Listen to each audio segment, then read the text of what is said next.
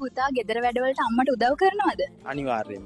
කොහොමද උදව් කරන්නේ? එයා ගේ අතු ගන්නකොට මම වෙන තැනකට යනවා. ලයික් කරන්න, කමෙන්ට් කරන්න, ෂෙයා කරන්න. මාමේ මේ හරිය හඳට යන්න බඩු ගන්න තැනක් නැද්ද? හඳට යන්න. පුතා මෙහෙන් කෙලින්ම ගිහින් ඉස්සරහා හන්දියෙන් දකුණට හැරෙන්න. හඳට යන්න බඩු ගන්න තියෙන්නේ කොහෙද? ඔය කොහේ පළාතක කෙනෙක්ද? මම හොරවපතාන.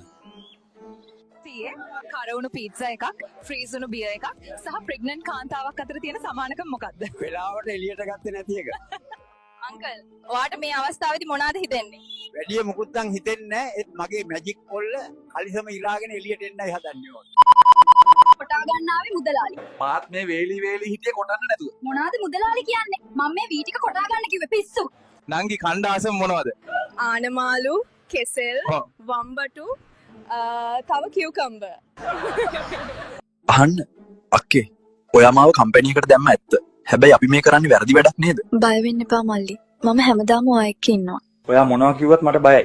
ලංකාවේ ඉන්න මගේ කෙල්ල මේක දැනගත්තොත් එයා මාව මරයි. පිස්සු කොල්ලා. මෝඩ ලංකාවේ කෙල්ල ඔයාට හරියන්නේ නැහැ. ඔයා දැන් ඉන්නේ ජපානේ. මම ඔයාව බලා ගන්න. සල්ලි තියෙනකොට බනිස් නැහැ. බනිස් තියෙනකොට සල්ලි නැහැ. සල්ලි බනිස් දෙකම තියෙනකොට කටේ දත් නැහැ අපේ හාමුදුරුවනේ. බබා ලිප් කිස් කරද්දි ඉබේටම ඇස් වැහෙන්නේ නැයි. අලු ඇහැට යන නිසා මැට්ටිය.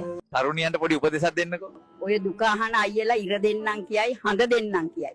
හැබැයි අන්තිමට උන් දෙන්නේ උඹේ කටට.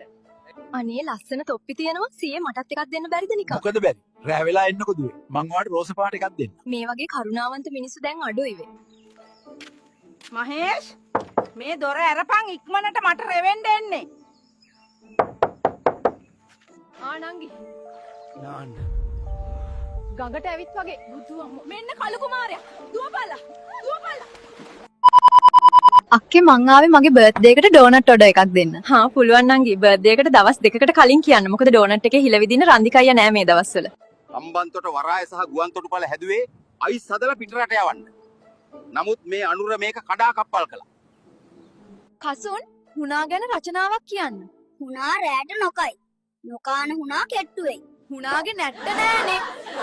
ඔයාගේ පියවරු වගේම හදවතත් මුදු නම් ඔයා මට සමාව දෙන්න. ඔයාගේ වැලමිට වගේම කලිසමස්සේ තියෙන එකක් දැඩි නම් මං ඉන්නේ 286 කාමරේ. ඕකටනි කලබල වුණේ කවිදු. දැන් යමු iPhone එකක් අරන් දෙන්න. බලන් ඉන්න තරුණයන්ට මොනවද කියන්න තියෙන්නේ? අනේ බන් ලයිටරේවත් හරියට පරිස්සම් කරගන්න බැරි උඹටයි මටයි මොන ගෑනුද හුත්තෝ. හිරේට යන අය එන්න යන්නම වැඩි වෙන නිසා බෑග් වලට ලොකු ඉල්ලුමක් ඇවිත් සපය ගන්නත් අමාරු තරමටම. සදුනි, ඔයා ප්‍රවීන් එක බලන්න ගිය ෆිල්ම් එක මොකද්ද කිව්වේ? තල්ල පොඩි රත්නගේ මැකුවොත් හිරේ. අනේ මට බයත් හිතුණා. මොකද බං උඹ හෙන අමාරුවෙන් ඇවිදින්නේ?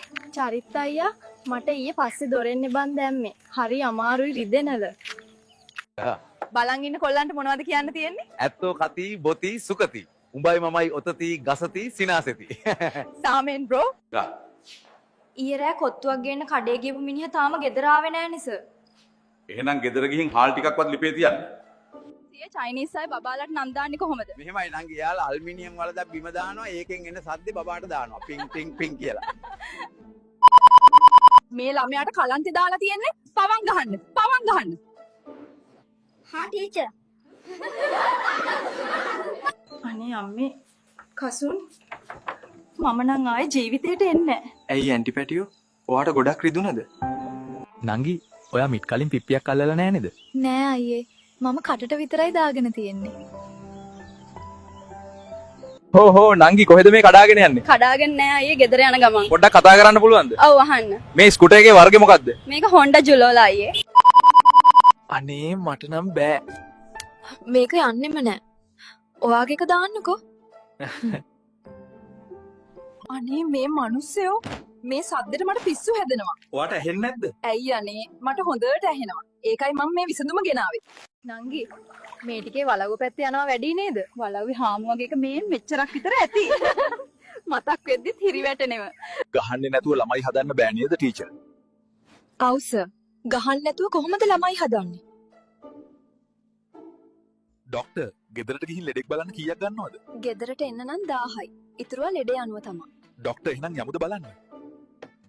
ඩොක්ටර් සල්ලි තාම ලෙඩාව බැලුවේ නෑනේ. ටැක්සි එකකින් 2000ක් කිල්ලුවා ඩොක්ටර් ගාන 1000යිනේ. දැන් මට 1000ක්ම ලාභයි.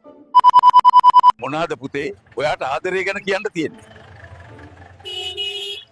ඔයාගේ පුතා සඳුන් මාව අනාථ කළා. පුරෝහිත මෙහි වරින් වැඩක් පෙන්නන්න. මේ බලහංකෝ ලංකාවේ මරු රජ පෙළපතක්නේ තියෙන්නේ. හැම තැනම කුසුමාසන දේවිලා. ඉතින් පැටියෝ ඔයා මොකද කරන්නේ මේ වෙලාවේ මෙතන තනියම?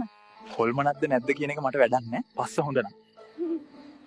එකි මට කිව්වේ කලින් කොල්ල අතින් විතරයි අල්ලුවේ කියලා. ඉතින් අතින් විතරයි දල්ලලා තියෙන්නේ. හෙන විතරයි ගහලා නැත්තේ. දන්නවද? තනුජ අත පෙන්නලා ශාස්ත්‍රයක් බැලුවානේ. මොක කියලා තියෙන්නේ? මහත්තයාගේ අතේ රේඛා ඇදලා තමයි ශාස්ත්‍ර කියන්න වෙන්නේ කියලා කීවලු. ඔහොම පළලං හරියන්නේ නැහැ. හයියෙන් පලන්න ඕනේ. හොඳ හොඳ දේවල් ඉස්සරහට තමා ඉතින්. ඒ හින්දා ෆොලෝ කරලා තියාගන්න හොදේ. ඔයා වැස්සට බය නැද්ද? මම එහෙම නැහැ. මේ වැස්ස නටන්නේ මගේ තාලෙට. යාළුවනේ මේ වැඩේ බලන්න. පුටුවේ දුක විතරයි.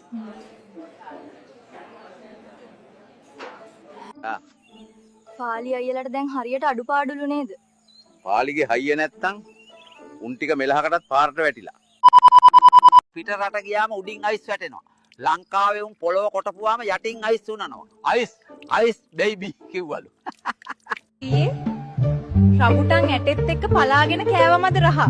නෑ ඇටේ කටේ දාලා සුප්පු කරා.